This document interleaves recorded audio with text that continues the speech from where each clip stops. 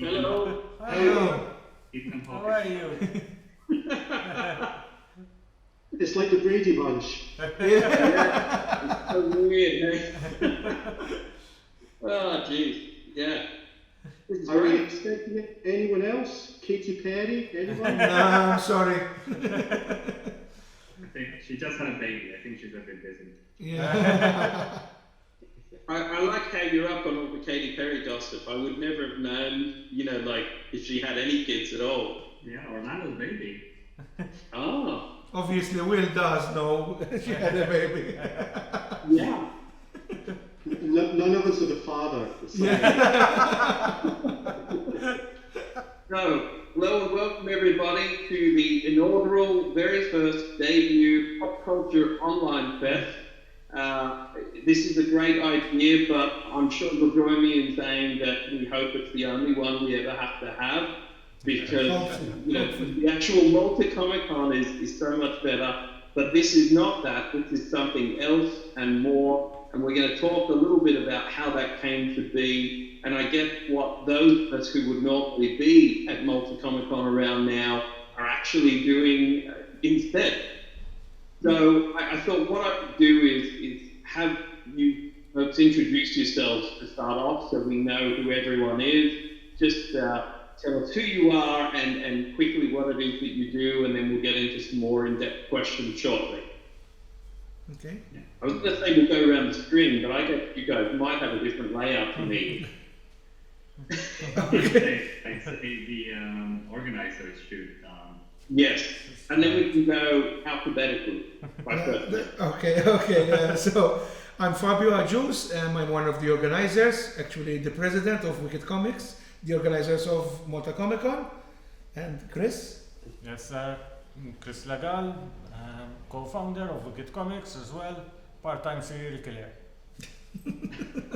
My name is Gary Erskine. I'm a comic book artist. I also teach and I work in the film and games industry, part-time. And I've been a fairly regular attendee of the Malta Comic Con. I'm still trying to remember the dates, but it's definitely was the second one onwards. The second one, yes.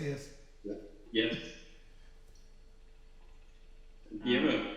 All right. Yeah. I'm Guillermo Ortego. I'm an illustrator and a comic book inker. And as Gary, I'm also quite a regular attendee of the Malta Comic Con convention, which is probably the most fun Comic Con we all have every year. So it's a shame we're going to be missing it. Yeah. But yeah, as Chris said, hopefully only for 1 year. Yeah, and I guess I'm Chris Thompson. I'm currently the brand manager for Hero Collector, but in my years of coming to Malta Comic Con, I've worn many hats now. Pop Culture Hound, then Orbital Comics, then Thompson Comics, now Eagle Moss Hero Collector, so it's been good. And it's weird not being there. It's very strange. It's also weird that we don't have Chris Muscat with us, because then there would have been 6 of us, 3 of which are Chris. So it would have been half the conversation with just Chris and Chris, yeah. And we're at 40%. It's not bad, but it's not quite 50. So. Which 50% Christmas is about the Malta average, isn't it? Yeah. Yes, it is, Chris. Yeah. With all the variants. So I guess if we can start to talk about the show and how we got to this point, can you tell us when you were first talking about the convention this year? How did maybe even you started last year talking about this year's convention as though it was going to be normal and real and happening. How did that progress, and what was it like at the beginning part of the year up until say March? Actually, we were going to do the show. We had everything prepared. We have the venue, and we have the contracts already. And this COVID thing, started to get bigger here in Malta, and eventually we had a lockdown, and it was starting to diminish. So we were getting our hopes up, that we might do it actually, with all the necessary precautions, sanitizers, taking temperature of people that come in, etc. But now, unfortunately, numbers have started to come up again, which is quite dangerous at the time. And so we decided to do something online just to, keep in touch with the people. And Chris. Yeah, I think it was supposed to be the year where we emphasized more on marketing. I mean, we got the format, we have 10 years experience now, more than 10 years, and we're looking to emphasize a lot, focus a lot of this year's show. The plan was to market it better and do that, basically. We had some funding as well, which we were sure would have enabled us to do it, but unfortunately this thing happened. At first, I mean, as Fabio said, we tried, we kept silent, we went silent on it, because we kept hoping that we might actually do it. When we decided to not do it, to cancel it, it was probably the hardest decision we had to take. Obviously, you need safety, and even with the restrictions in place, it still would feel a bit different from the usual convention. Actually, it would have been irresponsible to do it at this stage, At this stage, yes, but when things were looking brighter, at least here in Malta, our thoughts were, I mean, first of all, it's very hard to plan something when you don't know what's happening from one day to the next, because I believe we've all been through it. Every country, you hear one thing one day, the next day things change completely.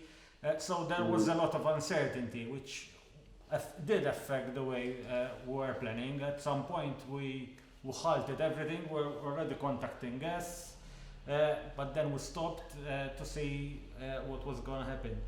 Then, when things started to look bright in Malta, the cases were dropping down to really 1 or 2 cases a day.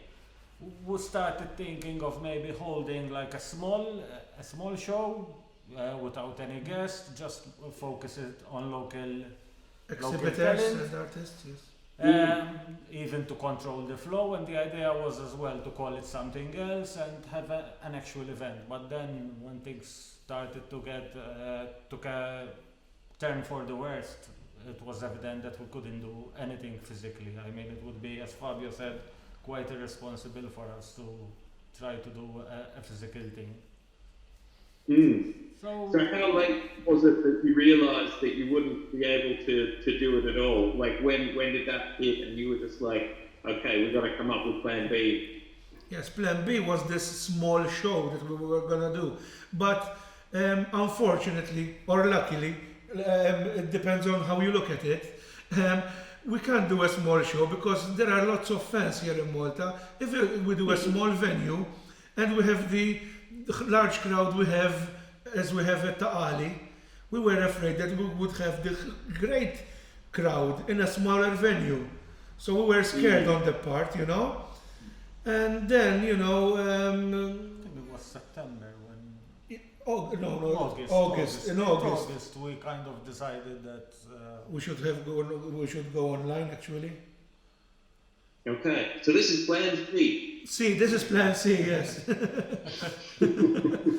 Plan COVID, plan C. Yeah, that's fantastic. So what about for you, Gary and Guillermo? Like, you guys, obviously as freelancers, you're working at home, so you were already ahead of the game in terms of being able to adjust to this potentially, but you're also used to sort of being able to get out and be like, right, I got this convention here, this convention there, I got something to look forward to help keep you sane, I assume, because all of us have discovered how, insane it can be at home all the time. So all that's taken away. How have you adjusted, and how has that impacted your work, given that you had an advantage, but this is one that's caught everyone out, I think? It's a difficult one. For myself, I do a lot of small local shows. Guillermo might be the same. You do kind of like in and around where I live, the Central Belt to Scotland, maybe a little bit to Fife. And then you do the larger shows like London Film and Comic Con and MCM. And it fills your calendar. it's good business-wise. It's also good socially to meet up with fans and also just fellow colleagues. I mean, yes, we work at home and there's a lot of positives in that, but it's also good to get out the house and not have, get rid of the cabin fever, as it were. So for a lot of us, it is a social event, and it's been very difficult to adjust. Oh, COVID. I must admit, I have found it difficult mentally.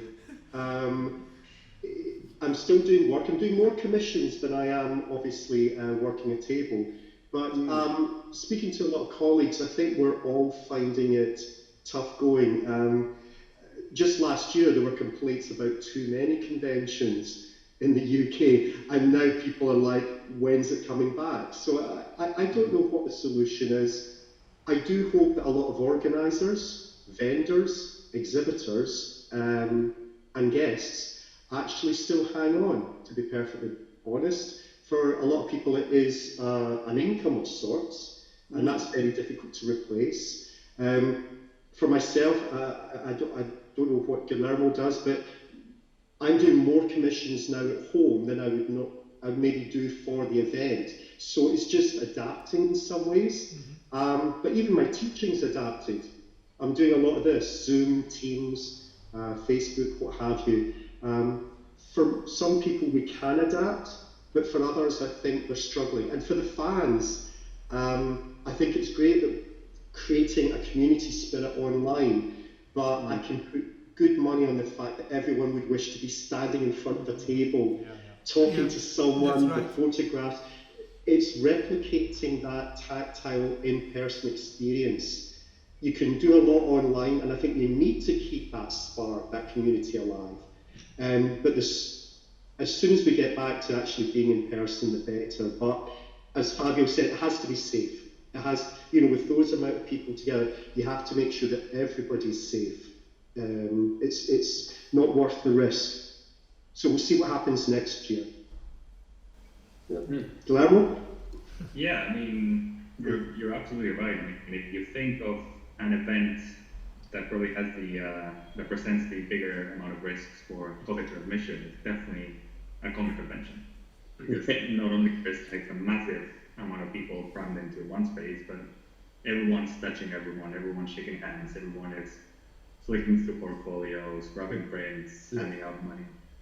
So it's probably going to be one of the last events to actually start, go back up and running, even once when the vaccines start progressively being introduced. And to be honest, for me personally, it sounds pretty weird, but it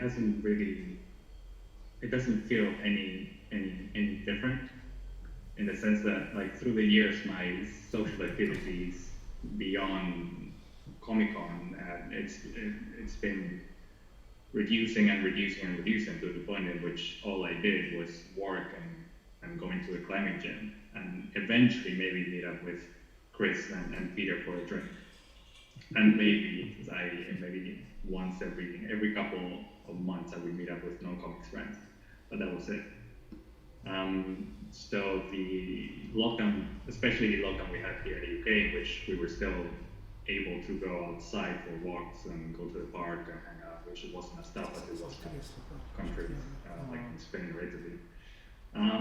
It still felt pretty normal in that sense, with the only difference being that my girlfriend was now also working from home, so I had like a work colleague, which is weird at first, but then it's quite nice having people around. Does that mean you're having an inter-office romance now? Yes. I keep telling her I'm going to report her to HR. Yeah, she's still not respecting the boundaries. Fabio, you know what I mean. Right? Yes, look. But yeah, and I definitely miss the conventions. Although it's a bit of a weird feeling, because as much as we all love conventions, they always like wreak havoc with our deadlines of the schedules. Trying to get any work done around traveling to conventions is always hard. So actually, just being at home and being able to cram down with work has been good. And I've been lucky enough to just be very busy all throughout, this 6 months now. So I'm definitely one of the lucky ones. And as Chris says, I already had years of adaptation to the loneliness and the isolation, which for me it was never really a problem. But now obviously it is a problem for, I'd say, normal people. It's funny that in the office romance, my wife literally works in the room above my head, and she's loving it. She gets more work done because there are fewer distractions. You know, she goes to her desk, she does her email, she does a lot more online meetings, and they're always 1 hour, they don't overrun.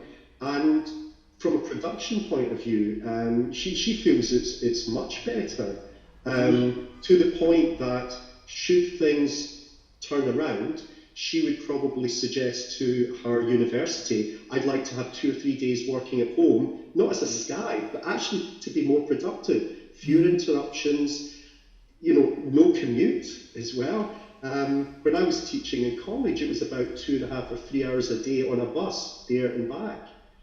Now, obviously, with teaching being online, there are certain positives to this adaptation. Yes. Not for every career, and it's not for everyone, but I think there are some positives to be taken out of this for people who maybe wish to work from home for whatever reason. Maybe they're caring for a partner or a relative or other reasons. So as difficult as it is, I think you have to grasp and adapt to the changes and see them in a positive way as much as possible, because it's the only way we're going to get through this, to be honest.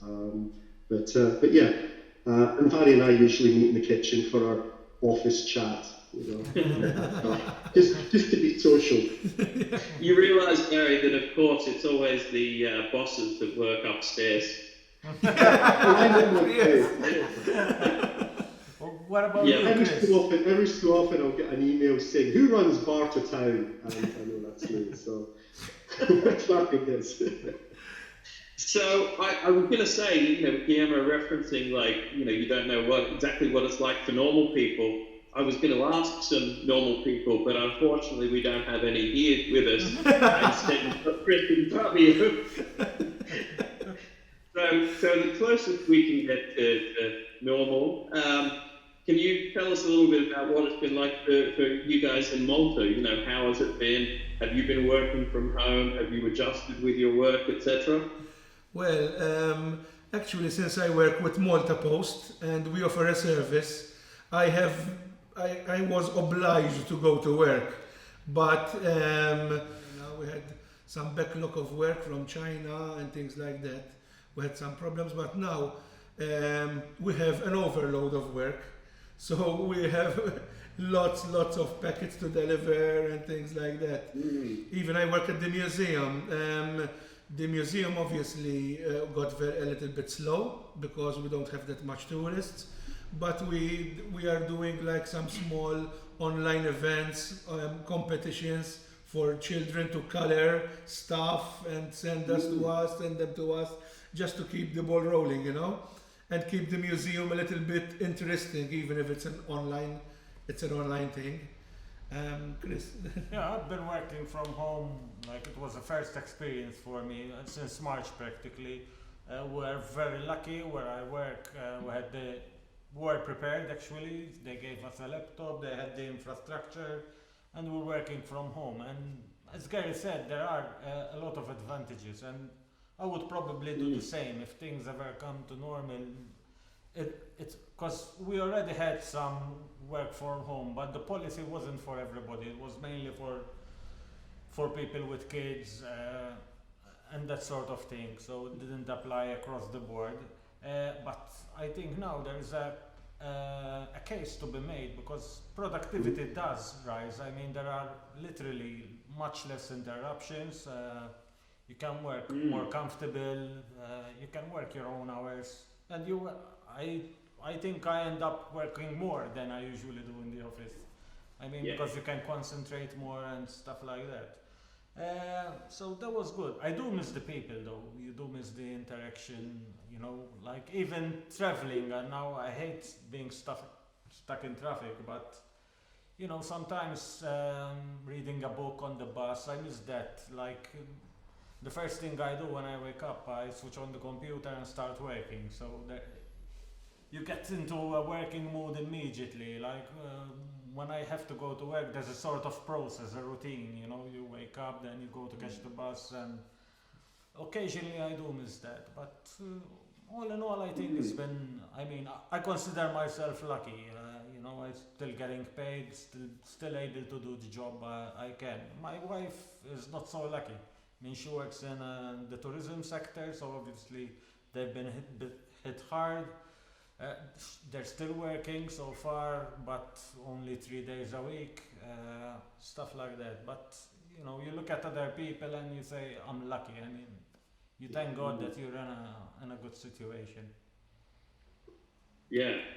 Now I'm in a similar boat. I had to start working from home in March, and you know, being a brand manager for a company that puts out collectibles, it was a pretty easy sort of thing because most of my stuff is kind of email or online calls and conversations with people in different countries, whether it be talking with the licensors or retailers. So it was just a case of getting used to doing that from home and not having to do that long commute like everyone was talking about, which is great. Taking that out of the mix has been good. So yeah, I think I've been the same as you guys, where it's been busier than normal. The response to try and create more online, like you were saying, Fabio, with you know, making virtual events and ways to keep people engaged while they're at home, you know, trapped like the rest of us, it actually made us, some of us, busier than ever. So yeah, I've been busier, and I think working from home, a lot of bosses have realised that actually people find it much harder to switch off, particularly because they're not well practiced at it. So at the moment, they're getting extra work out of people, and if anything, they'll get into and they'll find a nice rhythm that will translate to sort of longer term work from home. But also, I've noticed people take less sick days because they're just at home anyway. So That's right. actually, if they're sick, they might have a slightly less productive day, but no one's taking a full sick day anymore, which, you know, is actually, I think, quite beneficial for businesses. But also, it's nice that if it is a day where you've got, you know, terrible headache or you've got a stomach bug or whatever, you can still little bits of your work progressing around it, but have the time to deal with that. So I think it's kind of a win-win for people. Yeah. It's been cool. So as far as, you know, in Malta, that was kind of view of, say, people working from home. How has it impacted on the community? So if you think of, you know, new comics people there, the cosplayers, that sort of thing, what kind of impact are you seeing locally with the community impact? The thing is this, since we're going online, lots of cosplayers, first of all, were discouraged, they didn't do any new costumes and things like that. Even artists didn't work on new materials or on new publications, you know, because the selling point is the Comic-Con per se, the actual event. So we're trying to do our best to do this thing online. But Chris, you know, even cosplayers, we are like telling them, please come. We are going to do some recording in another hall, in a small hall. We are going to do a schedule for cosplayers, for example. They will come in different times so they don't meet each other. Okay? We do filming of their costume and things like that. And we told them there's no need of a new costume. Come in an old costume. We're just keeping the community alive at this stage, you know. And then we're going to do an online poll.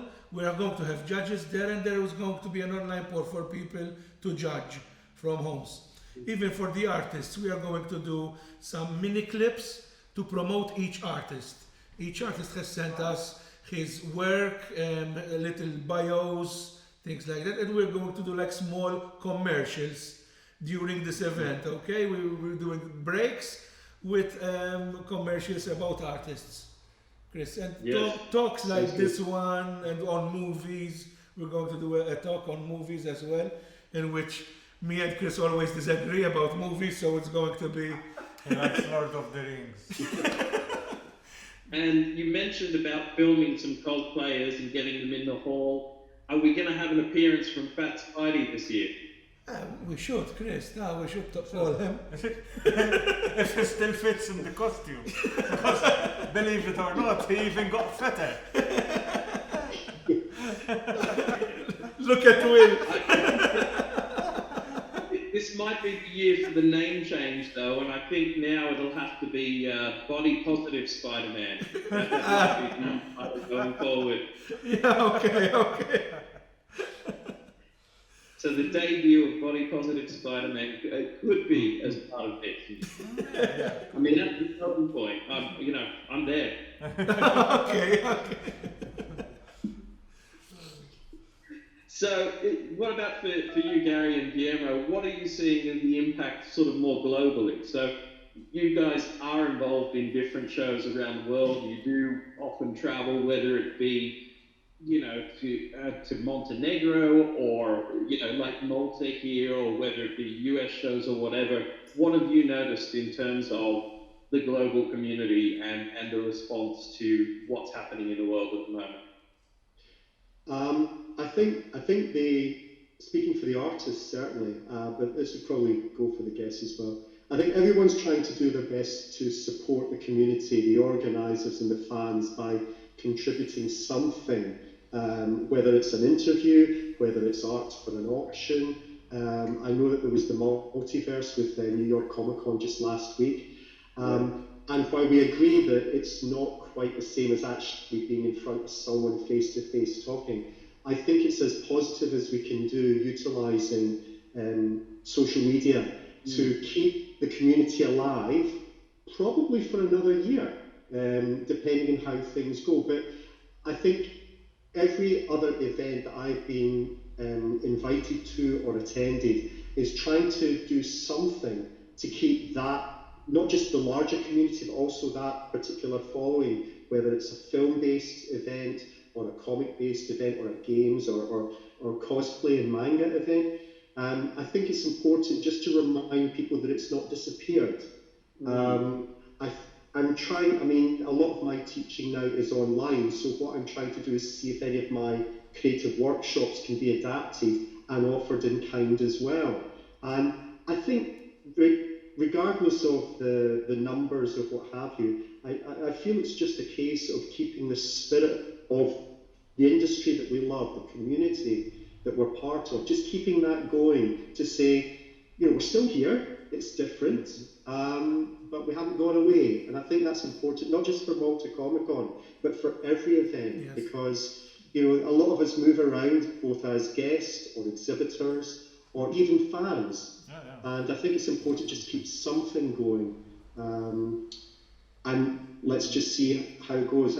I'd actually remember I did 2 events earlier this year, one in Edinburgh and then London Film and Comic Con, and then it started to lock down, and one by one I saw the April events and the May events being cancelled, and I held out for Wales and Malta at the end of the year thinking it'll be sorted by December, and it just shows you, now I'm not even sure about next March or April. So I think we just have to keep our spirits up, do what we can to support both organisers and the community at large, however we manage to do that, and just see what happens.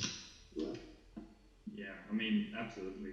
I think it's really, I don't know what word to use, like heartbreaking and very symbolic to see that the new venue that Thought Bubble was using in Harrogate was converted into an emergency Nightingale hospital. That as of yesterday was put on hold because of the high number of cases in the north and northwest of England. And it's just so weird thinking that less than a year ago we were all there at a normal Comic Con, and now it's going to be hosting like really, really sick patients. And yeah, I agree with everything that Gary has been saying. It's pretty encouraging to see that all the shows, but also especially these smaller and more community-oriented shows. Not only like the massive ones that have the backing of a lot of money, like New York Comic Con and all the ONCM and the other big pop shows, which I'm sure they will be okay. But yeah, it's really encouraging to see that even the smaller shows are trying to keep the spirit going and to organize different events. And yeah, I've also been taking part in similar things to what Gary was pointing out, like auctions. I've also done like sort of like weekend online conventions on Facebook, where people commission your pieces, which is just very nice to see that the fans that are still there and they're still willing to spend money and support the artists that obviously not everyone is lucky enough to be working on monthly books and stuff, so the income that we would normally be getting from conventions is just not there anymore. And also like normal clients are, well, there's uncertainty, they don't know what to expect, they're running scared, and things like illustration and anything arts related really is going to be the first thing not considered essential, and the first thing they're going to be cutting. So it's definitely really encouraging to see that the fans are still there. And as much as, to be honest, I'm not really active in social media, from talking to colleagues, they've definitely been telling me that they're also being involved in similar activities. So I miss the travelling, whether it's local or whether it's international. Me too. It's just I barely leave the house once a week to go to the post office now. Where looking at the calendar, just for August, September, and October was quite every weekend there was an event, more or less, and I actually got a bit upset about that because there's a taxi service that gets me to the train station. I haven't spent money with them since March. They would always get me there and back, so they're losing income. I miss travelling, either on the train or the plane. And I like meeting new people in new places or returning to familiar welcome places. And as someone who likes working at home, I miss the travelling. It's a weird one. Well, I guess we had that both before. Now the choice has been removed. It's not like work from home and then accept this invitation or take that trip. It's now work from home. There's nowhere to go, Gary. So I always felt I knew what time of the year it was by which convention was coming up. Yeah. You have those months where it's the London Comic Con spring, then you've got the end of May is always like the first MCM, and I would know where I was in the year, and I'd know how time was progressing by, next week I'm in Wales Comic Con, or it's the end of the year, it's Malta, and without that, it's just a blur. Just this very strange.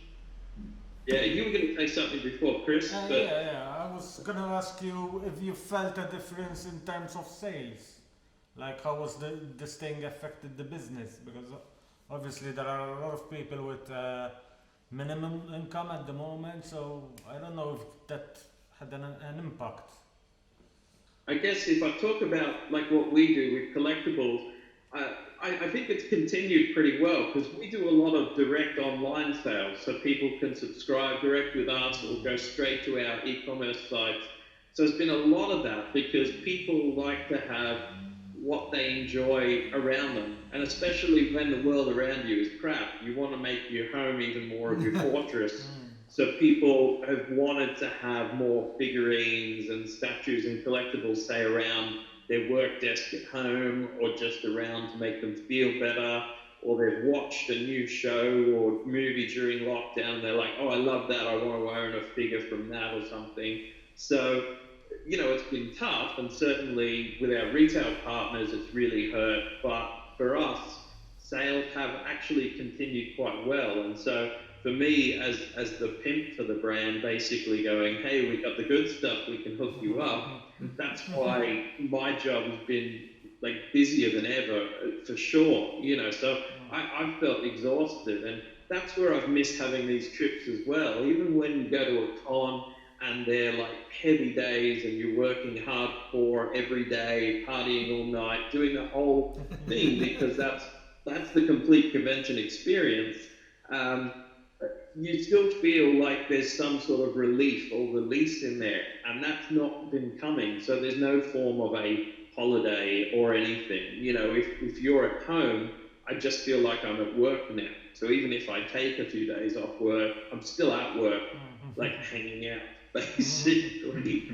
So yeah, that's not the coolest. But for the business, you know, it's been relatively fine, and I guess especially we've been fortunate with the UK because although it hasn't applied for everybody, a lot of people here, if they haven't been working, have been on furlough where the government has still given them money, and they're not spending it on prep for lunch every day, they're not spending it on commuting, so they're actually going, oh, I can just go and buy some cool stuff, and they are, yeah. So something I wanted to ask all of you as well is, and you've already touched on it a bit, there's lessons to be learned at the moment, I think, and there's certainly ways that we're all changing. So what have you guys found so far? What have you learned? How have you changed? What's different about you now compared to, you know, 6 months ago? You start, Chris. It's a big one. We're getting philosophical now. I think it's helped us, I mean, to reflect, you know, more than anything. As we said, especially at first, I mean, you think like the world is gonna stop. You know, you have such a big problem. You look forward. I mean, it's an event that we enjoy doing, and that's why we do it. So, and more than anything, I think throughout the years, what you take most is the community spirit, the family. I mean, the amount of friends we made, the amount of people like you. I mean, yeah, first you're a fan and then you become a friend with the guests. So, and even with locals, I mean, we've got to know practically everybody now that comes to Comic-Con. I mean, you see people the first time, like 10 years ago, we didn't know them. Now they're really good friends with us. So even the word Comic-Con, when we started, nobody knew what a comic convention was. So we started indoctrinating people. Now, even when we send an email, they immediately know what Comic-Con is. So we go on TV shows, and you know, we are welcomed. You know, and they have the whole questions which are relevant, not like at the first editions, like what is a Comic-Con, what do you do, and you have to explain it over and over again. For example, even comics per se, and thanks to the movies today, even to the Marvel movies, people know what actual superheroes are in comics, because before, when you started to talk about comics, it was only Beano, Beezer, Dandy, it was only that here in Malta. So now there's a community, and people, even when you meet parents, okay, they tell you, oh, my son or my daughter loves Marvel and things like that. It's all thanks to the comics, thanks to the movies. Okay, so we created this scene here, which practically wasn't existent before we started. So I think, I mean, it's been nice up to a point. As I said, I mean, we'll miss the interaction because obviously that's what you work for each year. But it's been like a nice break, you know, like actually you can relax a bit more this year. I mean, we didn't have to go crazy all the time. And carrying tables, planning tickets at hotels. It was a little bit of a break, yes. But then... Well, next year has to be twice as good, so you're going to pay for it. And 4 days, twice as long. It also forces you to try new things. I mean, like this thing we're trying to do with the online Pop Culture Fest. I think we can like do more even when things get back to normal, you know, as a supplementary. One thing we had time to do, and one thing we actually wanted to do, and it's thanks to Matthew who's actually filming this, we revamped the website. So that was a good thing, and now we can stream better from the website. So there were positives, and that helped us do things that, you know, We were procrastinating actually. yeah. And we just did them. We didn't have the time actually to Yes. do them as well. So I think, that's how we're adapting. I mean, you have more time to devote to planning new things. Yeah. So you guys have used it for revamping how you approach the con, and obviously getting Matthew. Good work there, Matthew. You off to the side. We're getting the website. Hey. Well done. I mean, that's great. So for you, Gary and Guillermo, what sort of lessons have you learned, and what changes have you made or looking to make, after all of this? Well, funnily enough, the teaching that I do at a local games college, and for 2 years I really enjoyed that. And then obviously with COVID, we had to very quickly, not just the lecturers, but the students as well, they suddenly had to adapt the class days that were meant to be at the actual college. We had to go online, and it was a struggle for both of us. The students maybe didn't have access at home to first of all, a laptop or a PC. It might be used by a parent or guardian who's at home doing their work or possibly further. And for the 3D students, they might not have the machine at home that has the specifications. So not every student was able to cross over. Thankfully, mine were all more traditional based art and writing, and a Chromebook would have sufficed. But there were a lot of us who found it took me about 4 weeks to adjust, to be honest. This now seems so very natural. But once I got my head around it, I realised that a lot of the school and university visits and workshops that I would do were suddenly done online. And that experience of the college turning in class into remote teaching has really helped. And you can't stop me going online now to do those workshops. Again, it's trying to replicate that buzz of being in person in a sort of very detached, sometimes I don't even see the class for various reasons. I think the analogy, it seemed to be like being a comedian, telling jokes in the dark and nobody's laughing because the mic's there.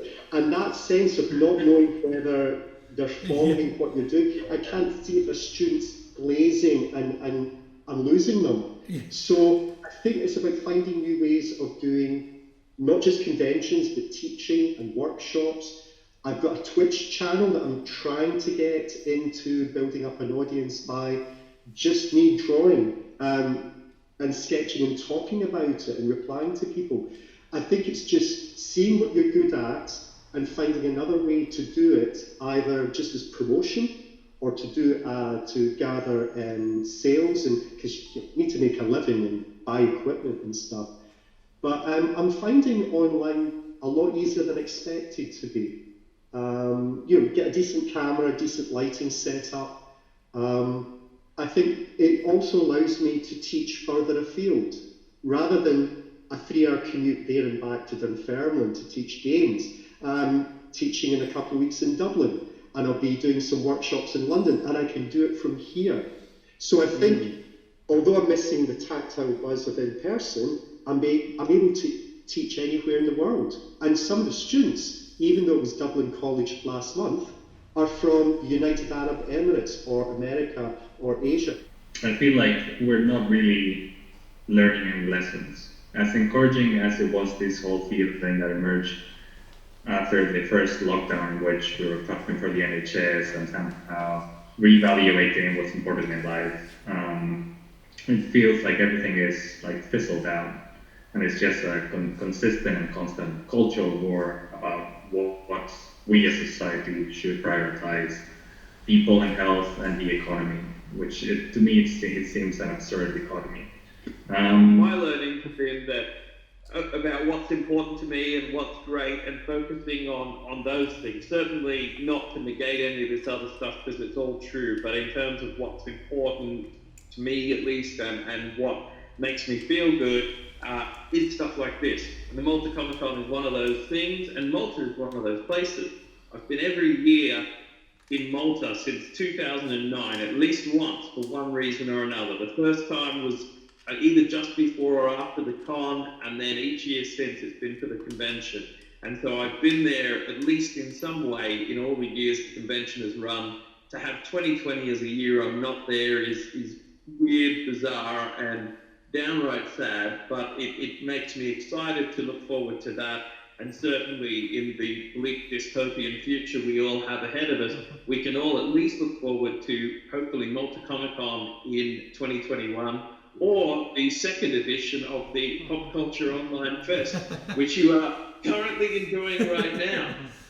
So with that all said, we're all trying to remain optimistic. I have been your host, Chris Thompson. We've had Fabio and Chris from Malta Comic Con, now PCOF, and Gary Erskine and Guillermo Ortego. Thank you all for tuning in, and I hope your future is looking brighter now than it was when we recorded this. Thanks. Thank you. Thanks, guys. Thank you. Bye. Bye.